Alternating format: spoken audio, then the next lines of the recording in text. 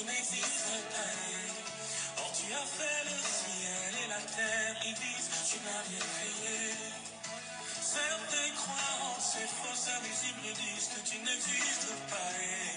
Ils se moquent et nous prennent pour des fous, ils disent, tu n'as rien créé. C'est vrai que par notre mauvais témoignage, on leur a pas souvent laissé le choix. Éternel, pardonne-nous. Seigneur, descends et que les mauvaises langues se taisent. Rabbi, descends et tu es le remède de ce monde. Seigneur, descends et que les mauvaises langues se taisent. Rabbi, descends et prière fortifiée. Même quand l'éclair témoigne de ta colère, ils disent que tu n'existes pas. Ils amassent des richesses et dominent le monde. Ils disent tu n'as rien créé. Quand bien même tu fais des miracles, ils disent que tu n'existes pas. Et pourtant, tous t'ont vu chasser les démons. Ils disent tu n'as rien créé. Ta parole m'envoie à la croix, tu as tout accompli. Éternel, j'ai foi en toi. Ta parole m'envoie à la croix, tu as tout accompli. Éternel, j'ai foi en toi. Seigneur, descends et que les mauvaises langues se taisent. Jésus, descends et tu es le remède de ce monde.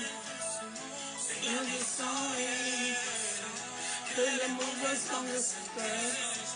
Rabbi, descends et viens nous fortifier.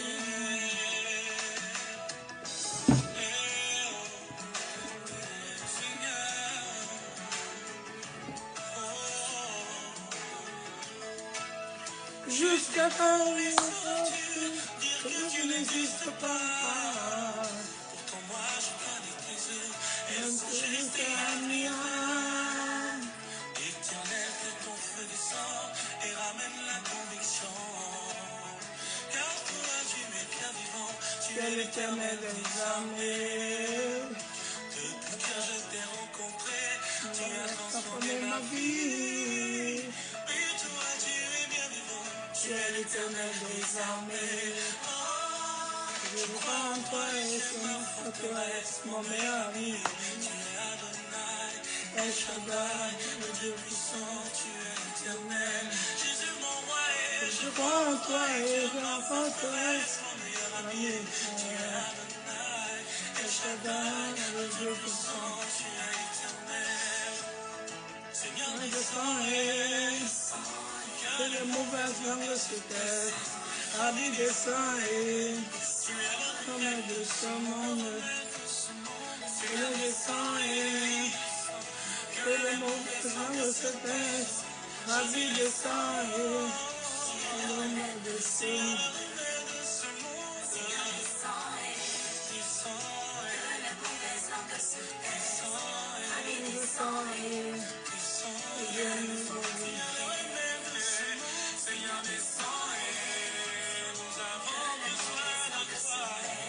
Viens guérir nos blessures. Il est temps d'agir. Il est temps d'agir. Il est temps d'agir. Il est temps d'agir. Il est temps d'agir. Il est temps d'agir. Il est temps d'agir. Shalom, shalom à tous. Bienvenue au ministère de la victoire. Bien-aimé, notre thème d'aujourd'hui, nous continuons avec la maturité spirituelle. Aujourd'hui, nous allons parler de l'importance. La dernière fois, dimanche passé, nous avons parlé du le chemin qui nous mène de la maturité spirituelle. Aujourd'hui, s'il y a un chemin, aussi il est important. Alors, pourquoi il est important d'être mature en tant que chrétien? Partage, invite des personnes, bien aimées, nous allons parler de la maturité, l'importance de la maturité spirituelle. Alors, bien aimé, partage le message, nous allons parler de l'importance. Élève la voix, bien aimé, c'est maintenant, nous allons parler de l'importance. l'importance.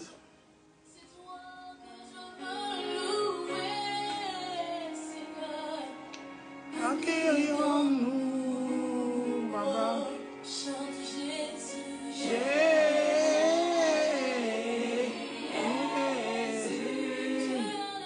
Tu as les paroles de ma vie. Accueillons-nous.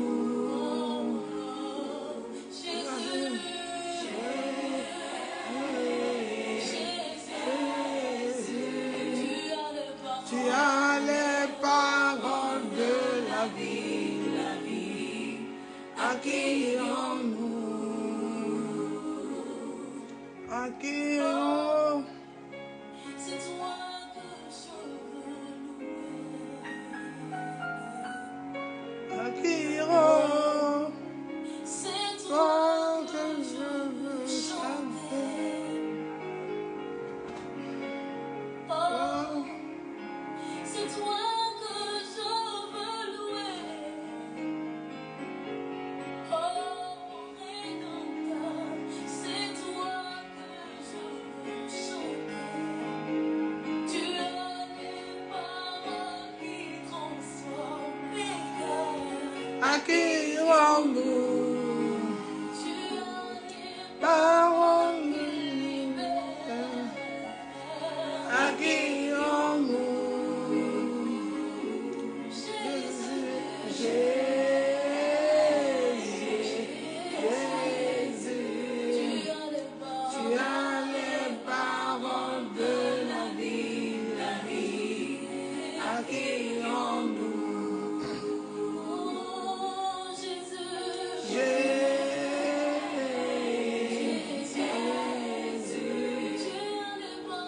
Shalom, shalom à tous, bienvenue au ministère de la victoire. Vous êtes avec votre pasteur Marie, je vous souhaite la bienvenue, le shalom à tous. Bien-aimés, nous allons prier. Notre thème, c'est l'importance de la maturité spirituelle. Nous allons terminer ce mois de septembre avec la maturité, parce que beaucoup de chrétiens stagnent, rien ne marche dans la vie spirituelle. Parfois, j'ai jeûné, j'ai prié. Le but, ce n'est pas de jeûner, de prier. Mais est-ce que tu as grandi spirituellement? Après tes années, est-ce que tu réfléchis encore comme un enfant spirituel? Est-ce que tu as encore, quel est ton langage? Parce que le bébé spirituel a son langage et les personnes matures ont leur langage. Alors, grandis pour ressembler à Christ. Bien-aimés, nous allons prier au nom de Jésus. Father, in Jesus' name, people of God, we pray. Père, au nom de Jésus, nous te remettons ce moment merveilleux et miraculeux. Merci Père pour ce nouveau jour. Merci pour le renouvellement de l'esprit de l'intelligence. Merci encore Papa pour ton peuple qui est là ce matin. Seigneur, bénis chacun de nous à travers cette parole. Donne-nous à manger, donne-nous à boire. Nous sommes connectés ce matin. Nous avons soif, Papa. Donne à chacun de nous, Papa, la part qui mérite, Papa, la quantité que toi tu as réservée à travers ta parole. Ouvre notre intelligence. Donne à chacun de nous l'intelligence et la sagesse. Que ces paroles ne tombent pas dans les oreilles des sourds ou à une terre aride, mais qu'elles produisent de génération en génération et qu'elles transforment des vies, qu'elles changent des vies au nom de Jésus. Au nom de Jésus. Merci Saint-Esprit d'être le parfait conseiller, d'être fidèle et présent. Viens prendre toute la place ce matin. Glorieux Saint-Esprit, puissant Saint-Esprit, magnifique Saint-Esprit, ce matin, nous te laissons le libre arbitre. Que je sois qu'un instrument, utilise ma bouche, utilise ma pensée, mon raisonnement, que ma chair se taise et que l'Esprit de Dieu agisse. Au nom de Jésus, nous avons prié. Amen. Bien-aimé, notre thème, c'est l'importance de la maturité spirituelle. Alors, bien-aimé, l'importance de la maturité spirituelle, c'est grandir pour ressembler à Christ. Paul a dit, nous allons lire un verset dans 1 Corinthiens 13, le verset 11. Nous allons le lire. 1 Corinthiens chapitre 13, le verset 11. Qu'est-ce que Paul nous dit? Comment on peut grandir? Comment un enfant raisonne, un grand raisonne? Alors, bien-aimé enfant de Dieu, nous allons ouvrir ta Bible. Si tu es là ce matin, c'est prendre les notes et mettre la parole de Dieu en pratique. Alors, ouvre ta Bible dans 1 Corinthiens. chapitre 13, nous allons lire le verset 11. 1 Corinthiens, chapitre 13, le verset 11, nous allons lire.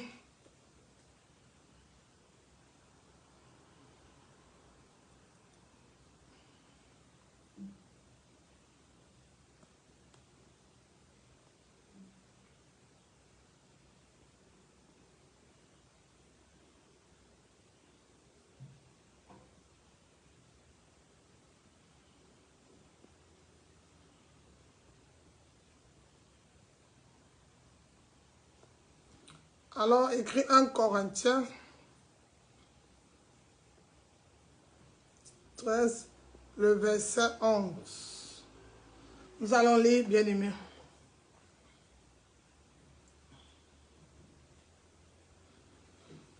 « 1 Corinthiens, chapitre 13, le verset 11. La Bible déclare, Paul dit, « Lorsque j'étais enfant, je parlais comme un enfant. Je pensais, je raisonnais en tant qu'un enfant. Une fois devenu homme, je me suis défait de ce qui est propre à l'enfant. » Amen. Alors, lorsque je me suis converti, j'ai confessé Jésus, j'ai donné ma vie à Jésus, j'ai été baptisé. Maintenant, est-ce que je vais rester encore, prie pour moi, fais ça, je vais encore rester dans... Ça ne va pas, je crie non. Je grandis spirituellement. Alors, bien aimé, pour compléter notre texte, nous allons lire Éphésiens chapitre 4, le verset 11, pour compléter ce que Paul nous dit dans 1 Corinthiens. Nous allons lire aussi Éphésiens chapitre 4.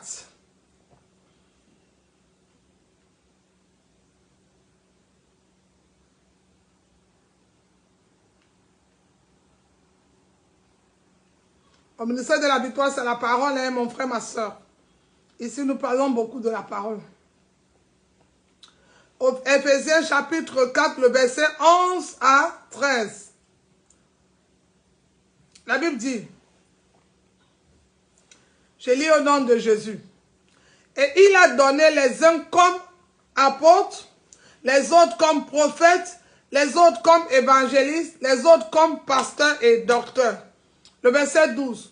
Pour le perfectionnement des saints, en vue de l'œuvre du ministère et de l'édification du corps de Christ. Au verset 13. Jusqu'à ce que nous soyons tous parvenus à l'unité de la foi et de la connaissance du Fils de Dieu, à l'état d'homme fait à la mesure de la stature parfaite de Christ. Alors, bien aimé, notre but en tant que chrétien, c'est de faire comme Christ. Il a dit, vous ferez même des plus grandes choses, c'est de leur ressembler.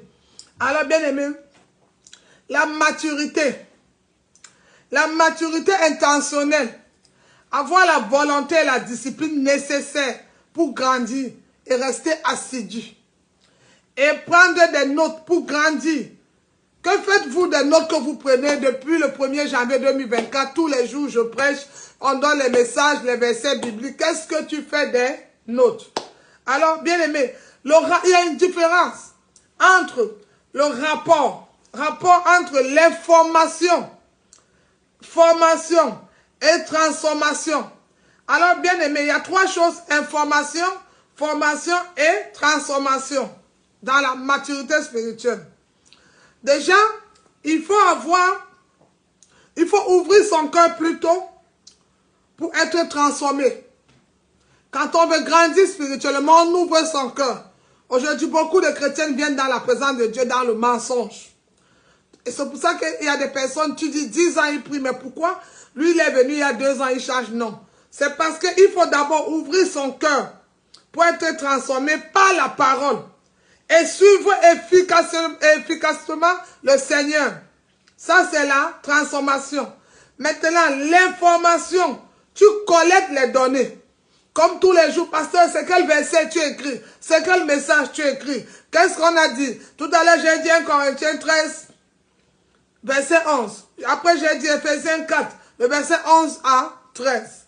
Tu as déjà collecté toutes ces informations. Maintenant, ça, c'est l'information que tu as reçue.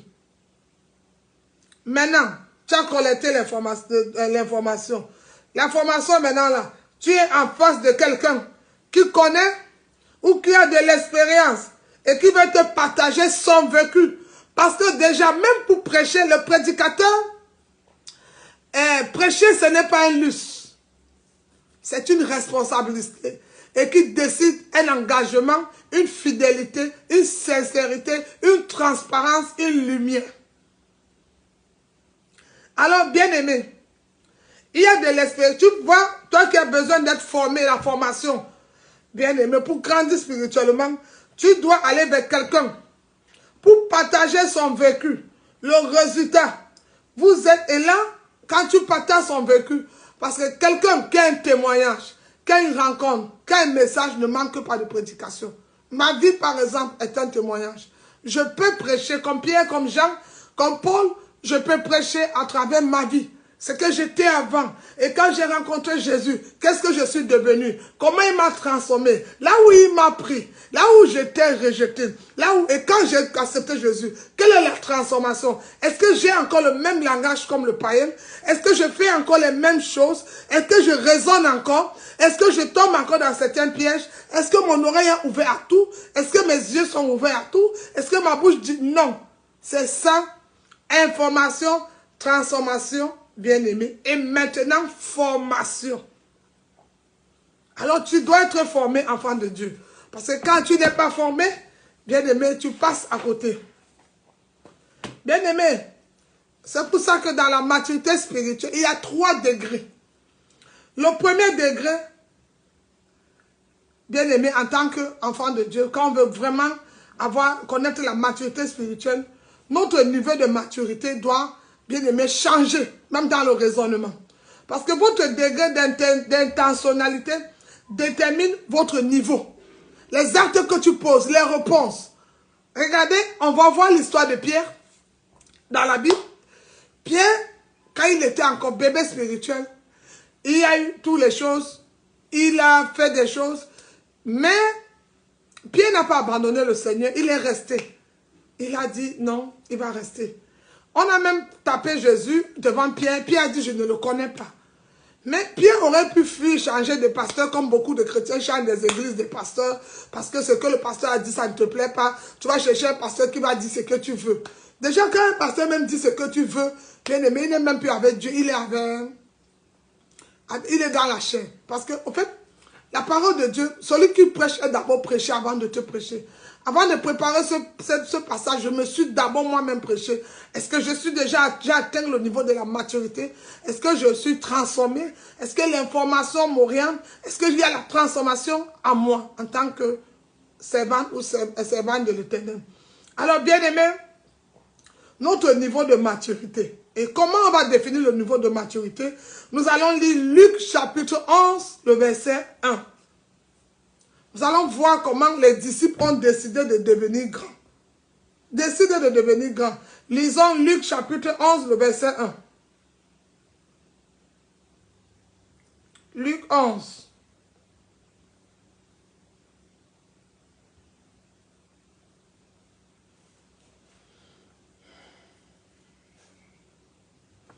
La Bible déclare dans Luc chapitre 11, le verset 1.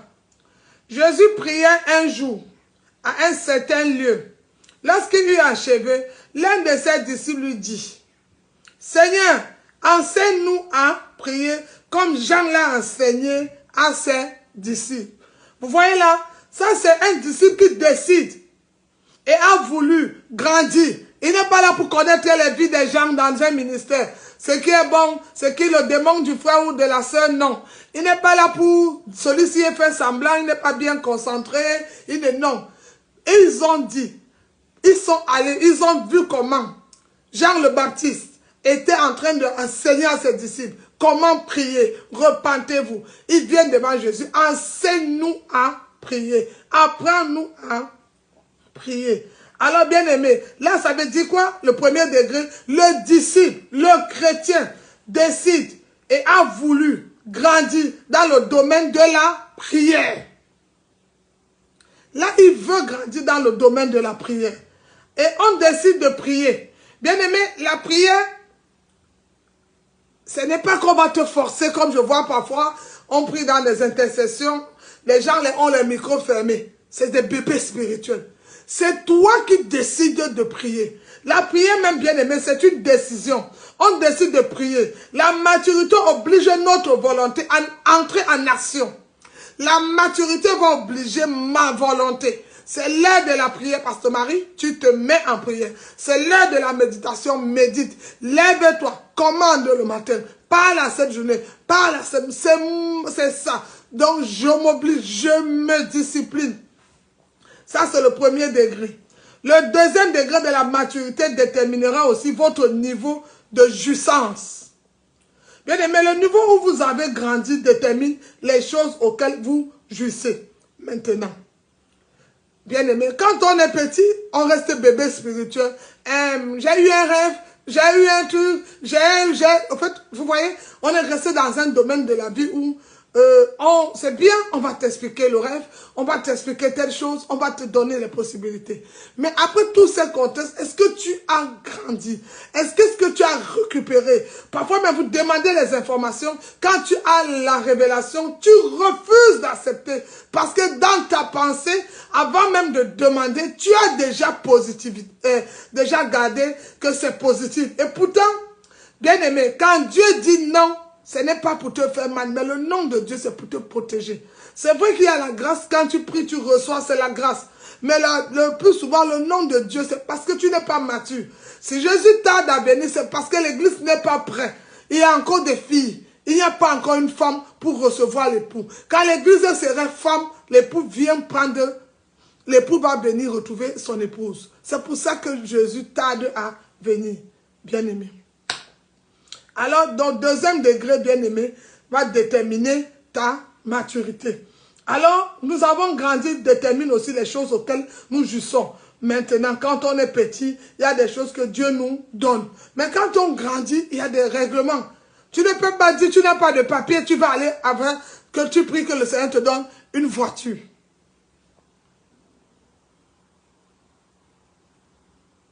Tu vas la garer où? Déjà, il te donne la voiture. Tu auras un problème avec l'État. Tu auras un problème avec le pays. Toi-même, tu n'es pas en sécurité. Vous voyez les prières que nous faisons. Parfois, tu es une jeune femme, tu ne sais même pas encore bien faire ta toilette. Tu es une femme qui est d'abord faible. Tu es d'abord une femme qui est faible. Tu ne sais même pas bien faire le ménage. Tu n'arrives même pas à bien prendre soin de toi. Mais toutes les années, tu pries pour le mariage. Quand tu vas prendre soin de toi, quand tu vas décider toi-même seul que je suis mariable, il y a une femme mariée qui veut se marier, ne peut pas être sur le lit à 10 heures. Quel est l'homme qui va épouser une femme à 10 heures, elle est encore couchée? Ce n'est pas possible. C'est parce que tu es encore une jeune fille, tu fais la grâce matinée, c'est pour ça que tu n'es pas mariable. Parce qu'une femme qui dort jusqu'à 10 heures n'est pas prête pour un mari. À quel moment ton mari va prendre son petit déjeuner? C'est pour ça que tu n'es pas prêt pour l'époux. C'est pour ça que chaque année, à tout moment, tu tournes sur la même chose. Tu veux te marier, c'est toi qui as les numéros de tous les hommes mariés dans ton téléphone. Tu fais la prière, tu jeûnes, tu pries. Chaque année, je le sais, c'est vrai que ça doit venir. Mais c'est toi qui as les numéros de toutes les jeunes filles, mon frère. Mais tu dis qu'il faut que Dieu te donne une bonne femme. Quelle femme Dieu va te donner? Ton téléphone n'est pas vide. Ta pensée n'est pas vide. Dieu ne remplit pas un vase complet. Dieu remplit un vase vide. Sois libre et vide, Dieu va te remplir. Je veux dire ce matin à quelqu'un, Dieu se lève quand tu te lèves. Il faut te lever. Donc le deuxième degré de maturité va déterminer ce que tu vas prendre comme engagement. Je décide à partir de cette semaine d'être cette femme ponctuelle. 8 heures, je suis debout, je dresse mon lit, je fais à manger, je fais le ménage, je sors, je me mets. Mais si chaque jour tu parles, que je réfléchis comme une petite fille, tu ne peux pas grandir. C'est pareil même dans la vie spirituelle. Tu as beaucoup accumulé les messages, les versets bibliques. Chaque année, 1 an, ça fait 4 ans, ça fait 5 ans. Je suis avec le pasteur, ça fait 6 ans. Mais tu ne changes pas.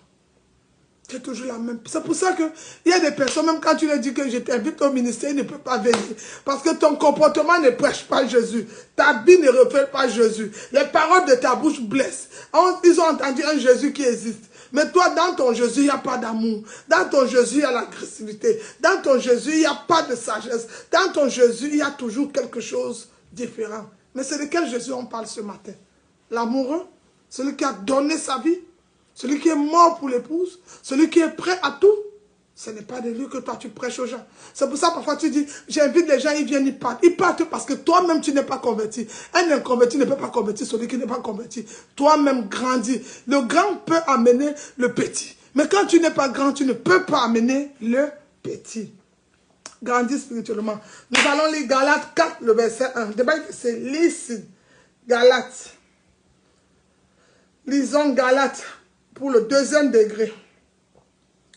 Je parlais de 3, il y a au moins 7, hein, mais on va rester à 3 degrés. Galates chapitre 4.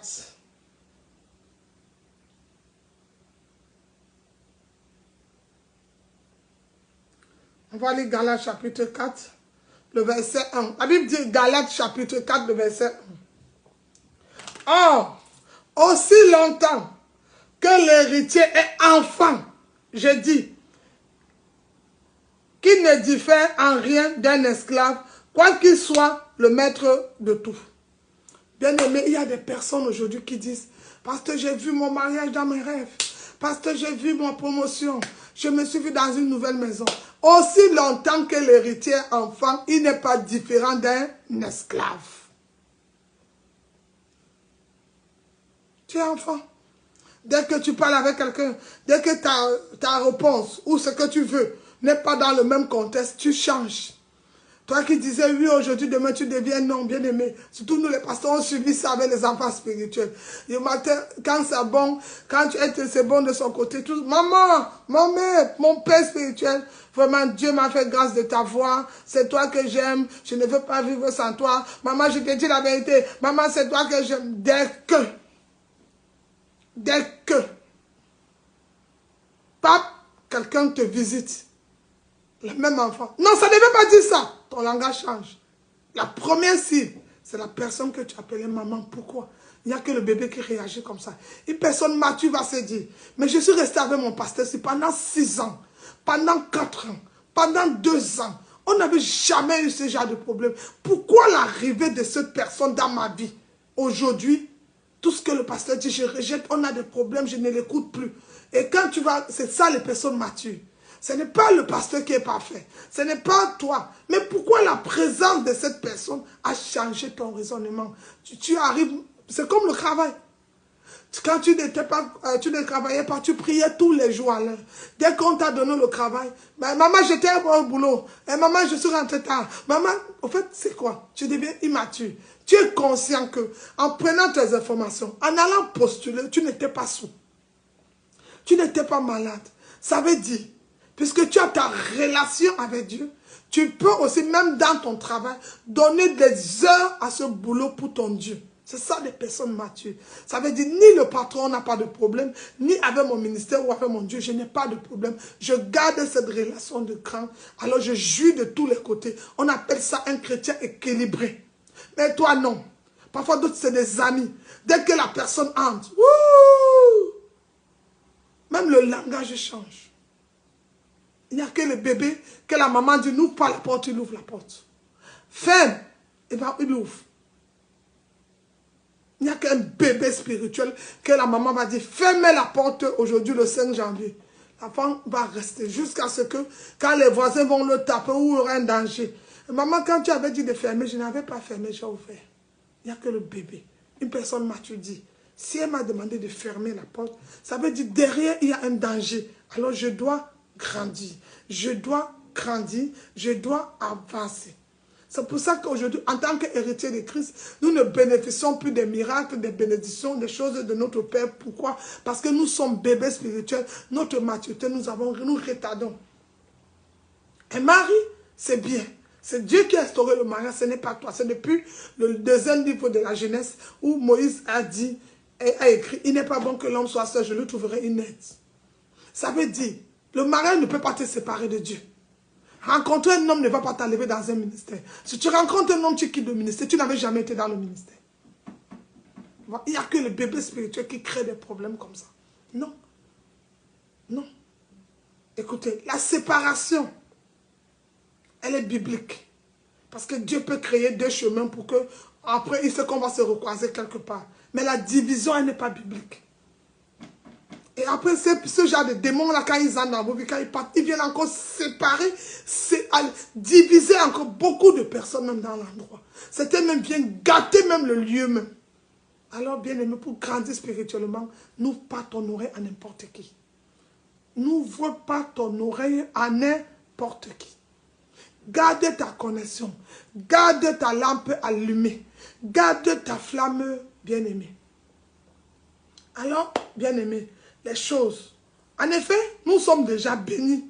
La Bible dit que vous avez été bénis de toutes sortes de bénédictions. Mais il y a des moments où dans ta vie, tu ne te retrouves pas béni. Ce n'est pas la bénédiction qui a un problème, mais c'est la personne qui doit recevoir la bénédiction, qui n'est pas prêt, qui est encore un bébé. Et comme Dieu ne peut pas donner une Mercedes à un petit garçon, il va cogner, il va faire des dégâts. Quand tu seras grand, tu vas recevoir. Si ton mariage tarde à venir, c'est parce que toi-même tu tardes à être une femme. Quand tu vas quitter le rôle de jeune fille pour devenir une femme, ce n'est pas l'âge. Une femme, ce n'est pas son salaire, ce n'est pas les... Non.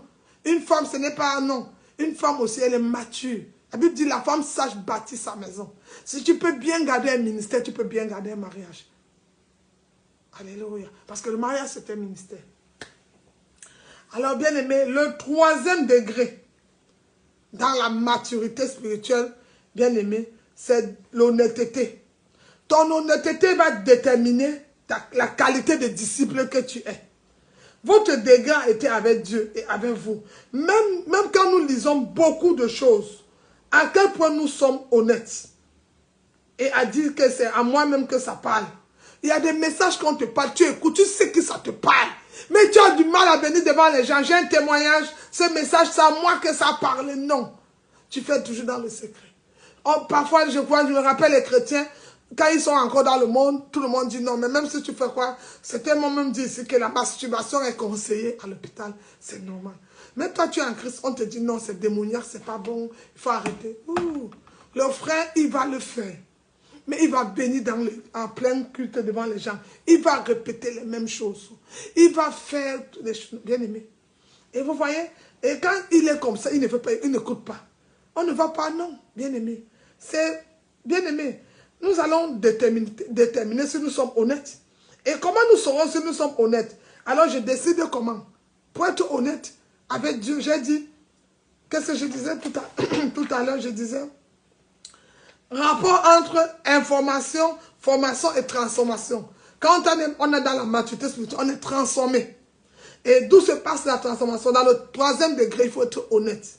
Et comment on saurait que nous, notre honnêteté a dit, c'est mieux que nous, ça me parle, je décide de changer. Lisons Jean chapitre 6, le verset 66 à 69. Qu'est-ce que Jean nous dit? Jean chapitre 6, le verset 66 à 69. On va le lire dans le nom de Jésus. Tu décides de changer. Tu décides de devenir. Jean chapitre 6.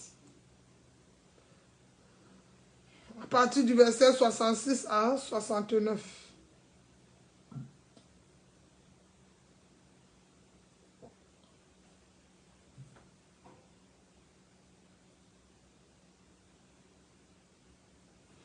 Je lis au nom de Jésus, Jean chapitre 6, le verset 66 à 69. La Bible dit, dès ce moment, plusieurs de ses disciples se retirèrent. Ils n'allaient plus avec lui. Comme plusieurs vont quitter le ministère, changer même de ministère. Alors ce n'est pas nouveau. On dit, plusieurs de ses disciples. Si l'on fait à Jésus, ils vont le faire à tout le monde. Ce n'est pas nouveau, ce n'est pas un truc étrange. Tu sais pourquoi le frère là est parti. Souvent, c'est les bébés spirituels qui ont ce langage-là. Tout commence, celui qui lit la Bible, même son raisonnement change. Quand il médite la parole jour et nuit. La Bible déclare, il dit, dès ce moment, plusieurs de ses disciples se retiraient et ils n'allaient plus avec lui. Au verset 67, Jésus donc dit aux 12, et vous ne voulez pas aussi aller? Jésus les demande, si d'autres sont partis, c'était nombreux, hein? Ils sont restés 12. Vous aussi, vous ne voulez pas aller? Simon-Pierre lui répondit, Seigneur, à qui irons-nous? Tu as les paroles de la vie éternelle. Au verset 69, et nous avons cru et nous avons connu que Tu es le Christ, le Saint de Dieu. Pierre dit qu'il ne peut pas partir. Il quitte Jésus pour aller où? C'est lui qui a la vie. C'est lui le chemin. C'est lui qui a les paroles de la vie. C'est lui le Saint des Saints. Alors, bien-aimé, il était honnête. Pierre dit, on a besoin de toi. Tu es le sauveur, tu as les paroles de la vie. Alors, bien-aimé, il y a des lieux où les endroits où quand le Seigneur t'amène, tu n'as pas besoin de quitter. C'est là où tu trouves ton, comme je disais souvent, la terre. C'est ta terre où on te bénit, où tout se passe bien. Aujourd'hui, même les chrétiens ont 14 pasteurs. Quand on donne même le témoignage, et moi aussi j'ai prié là-bas, l'autre aussi avait aussi prié pour moi, l'autre aussi a fait que, l'autre, en fait tu ne sais même plus, tu es avec qui, tu étais avec qui, tu fais avec qui, en fait tout devient compliqué. Et ce n'est pas bon, enfant de Dieu. C'est des personnes immatures. Quand la parole est sortie, Dieu il veille sur la parole de ses serviteurs. C'est là-bas où il va t'accompagner. Jésus a demandé aux disciples de partir, hein, aux 12, pourquoi vous restez avec moi? Partez. Les autres sont partis, non? Dès qu'il y a un petit problème dans un ministère, toutes les personnes immatures vont commencer à partir. Et moi-même, je voulais partir. Hein? Moi-même, ils ont le chantage. Tout. Bien aimé. Si tu es là pour partir, je peux t'aider à faire tes valises, tes habits pour partir. Il n'y a que les personnes immatures. Sinon, un vrai enfant de Dieu, qui sait que là où il trouve le miel, là où il est bien enseigné, il n'a pas besoin de partir. Même si on te discipline, on va dire des mots qui ne vont pas te plaire, qui seront même contre ta volonté. Mais toi, tu sais que tu es là au nom de Jésus. Tu vas laisser le portier. Tu vas laisser celui qui il va te façonner à ton image. Mais dans la maturité spirituelle, il y a des dégâts, il y a des choses que tu vas faire, mais tu vas rester pour la discipline. Ce n'est pas tout ce que tu vas vouloir qu'on va te donner. Ce n'est pas tout ce que tu vas poser comme acte qu'on va dire oui. Il y a des moments où ça serait non, reste tranquille, écoute seulement, obéis. Alors bien aimé, lisons encore notre dernier verset. 1 Pierre chapitre 2, le verset 1 à 3. Lisons-le. 1 Pierre chapitre 2, le verset 1 à 3. Ce n'est pas tout ce qu'on a besoin quand on veut la maturité spirituelle qu'on va avoir. Souvent d'autres, moi je ris souvent pour les pleurs, ça me fait rigoler. Parce qu'en fait, c'est comme si tu viens endormir la personne. Quand on priait pour toi, tu avais des bénédictions, il n'y avait pas de pleurs. Quand on a chassé ton démon, le pasteur parlait. Non, les chrétiens, c'est des manipulateurs, vraiment. Si le pasteur, beaucoup de fidèles le font, ils manipulent beaucoup l'œuvre de Dieu. Que le Seigneur vous délivre ce matin. Quand le pasteur est derrière toi, quelque chose marche bien, ou elle prêche bien, il prêche bien. Mais quand tu es dans le mauvais chemin, on veut te retirer, tu commences à voir, elle parle très fort, elle crie, elle n'est pas bien, je vois la colère, je vois son ton n'était pas très bien. Tous les défauts sortent parce qu'on a envie de te changer, parce qu'on a envie de t'aider, parce qu'on a envie de te faire grandir. Quand Jésus dit à ses disciples, tais-toi, bandit, pote, Jésus était méchant. Mais quand c'est le pasteur, non, bien aimé.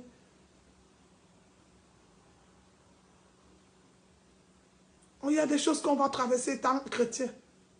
On ne va pas toujours. Il y a la discipline. Il y a même des moments où on dit, j'ai même vu des ministères où on a même dit, ce dimanche, pendant 2 semaines, tu ne prêches, tu ne viens pas à l'église, tu es puni, tu restes dans tel endroit, jusqu'à ce que tu décides de changer. Ah, si c'est toi, ouh! Pourquoi? Ce n'est pas ça dans la maison de Dieu. On a écrit ça où? Tu commences à chercher les choses qu'on a écrites où? Quand tu commets les péchés, tu ne sais pas où on a écrit. Quand tu fais des choses mauvaises, tu ne cherches pas où on a écrit. Quand on te donne une discipline, on a écrit ça où? On a écrit ça où? Grandis spirituellement. Bien-aimés, nous allons lire 1 Pierre chapitre 2, le verset 1 à 3. La Bible déclare, je lis au nom de Jésus. Rejetant donc toute malice, j'ai parlé de l'honnêteté, rejetant donc toute malice, toute ruse, la dissimulation, l'envie et toute médisance. Le verset 2. Désirez comme des enfants nouveau-nés le lait spirituel pur, afin que par lui vous croissiez pour le salut. Vous devez désirer. Si vous avez goûté et que le Seigneur est bon,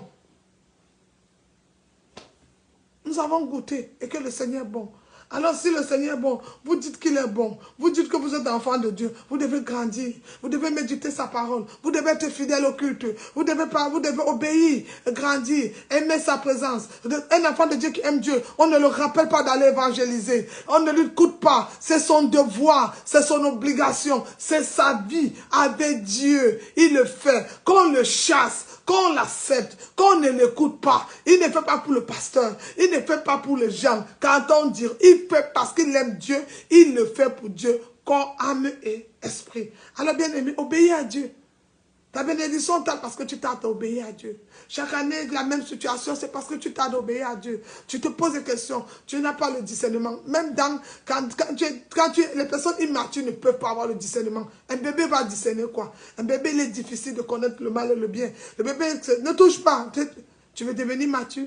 Pour que le discernement, même que tu discernes quelle est la volonté de Dieu, quel est le plan parfait de Dieu pour ta vie, bien aimé, c'est déjà quand toi-même tu vas prendre la décision que ce que je fais, même la semence de Dieu, pour s'aimer dans l'œuvre de Dieu, tu deviens honnête avec tes finances. Beaucoup sont malhonnêtes avec les finances. Beaucoup sont venus à l'église, ils ont 1000 euros, ils viennent avec 80, ils viennent avec 60, c'était bien même menti avec les finances. Et quand ils ont les problèmes, Seigneur, prie pour moi. Oh, prions que Dieu me bénisse financièrement. Oh Dieu, quel Dieu va te bénir? Déjà, la base pour la requête est fausse. Et déjà, pour moi, quand la requête est fausse, je ne vois pas que la prière va avancer. C'est pour ça qu'il a demandé, est-ce qu'un homme peut mentir? Dieu dit, oui, vous me mentez. On n'est pas honnête. Même dans les relations. Aujourd'hui, vous priez, tu pries, tu as un cœur noir. Tu ne peux pas grandir. Les rancuniers sont des bébés. Les choléristes sont des bébés. Les personnes qui sont tout entraînées. Et il y a là-bas aussi dit que, et le frère là-bas aussi dit que, la sœur avec quelqu'un qui dit qu'il est mature.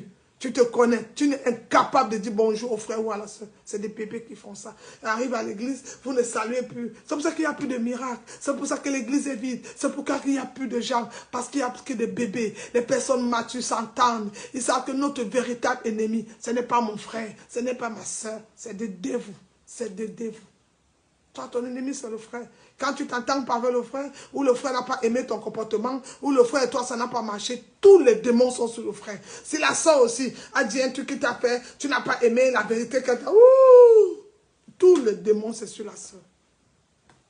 C'est bien que les bébés qui commencent à lancer les pierres, des personnes matures. Si le frère m'a dit ça, ça veut dire que je change. Si la soeur m'a dit ça, ça veut dire que je dois changer. Les personnes matures, quand ils grandissent, vous voyez, par exemple, Josué, il est resté avec Caleb après la mort de Moïse. Le Seigneur, la parole lui dit, mon serviteur Moïse t'a laissé, t'a laissé le trône maintenant. C'est toi qui vas diriger le peuple d'Israël jusqu'à la terre promise. Le Seigneur lui rappelle que Moïse est son serviteur en passant. En quelque sorte, tu deviens grand, tu deviens mature. C'est toi qui vas diriger le peuple d'Israël à la terre promise. Alors l'engagement, c'est une responsabilité. Tu vas les amener en enfer ou tu vas les amener au paradis. C'est ça, bien aimé. Donc, on décide de grandir. Vous savez, nous, on a 2 cultes là. J'avais dit 10h40 bientôt. Je vais faire la prière de clôture. Vous cherchez une maison de prière, n'hésitez pas à nous écrire. Vous cherchez un lieu de prière, écrivez-nous au ministère de la Victoire. Nous prions tous les jours. Nous sommes là, H24. Et bien aimé, vous voulez nous soutenir aussi par des dîmes, des offrandes. Voilà l'occasion d'écrire, vous soutenir l'œuvre de Dieu. Nous allons vous recevoir avec plaisir. Merci. Nous prions tous les jours de lundi à samedi, 5 h tous les matins. Nous dévançons le rond. Le soir, nous bénissons l'Éternel pour les merveilles de la journée, tous les soirs à 20 h. Et le vendredi, nous avons 22 h où nous parlons de la parole, nous prions H24 des délivrances, toutes choses, la vie réelle. Cette semaine, la semaine passée, nous avons parlé du rêve. La semaine d'après, on a parlé de la guérison. Qu'est-ce que l'Esprit nous dira cette semaine? On ne sait pas. Mais nous prions tous les jours H24, sauf le samedi soir, parce que le samedi, on est réservé pour préparer le culte de dimanche, pour que le frère ou la soeur aussi soit mature vraiment et de préparer les enseignements qu'il a reçus toute la semaine dans son agenda. Qu'est-ce qu'il a fait avec? Il prend les notes, mais il a jeté. Est-ce qu'il le relit? Est-ce que tu passes plus ton temps à relire les messages de Messenger, de WhatsApp ou de TikTok, Snap? Et combien de temps tu lis aussi les notes de la semaine que tu as appris? Et quand tu vas prendre les notes de la semaine, tu as tellement noté. Et parce que j'ai une question. Mais les questions sont bien. Mais qu'est-ce que tu as fait? Est-ce qu'il y a une transformation dans ta vie? Est-ce que ton comportement prêche maintenant plus que les paroles qui sortent de ta bouche? Et c'est là où tu connais que, ah, j'ai atteint la maturité spirituelle. Alors, un conseil pour grandir spirituellement, médite la parole de Dieu jour et nuit et obéis, obéis, obéis, obéis, obéis. L'obéissance vaut mieux que les sacrifices. C'était votre homme servant, le pasteur Marie. Bien-aimés, nous allons aller sur Zoom pour notre deuxième culte. Que Dieu vous bénisse. Soyez abondamment bénis. Bénis. Que le Seigneur vous bénisse. Le shalom depuis Paris.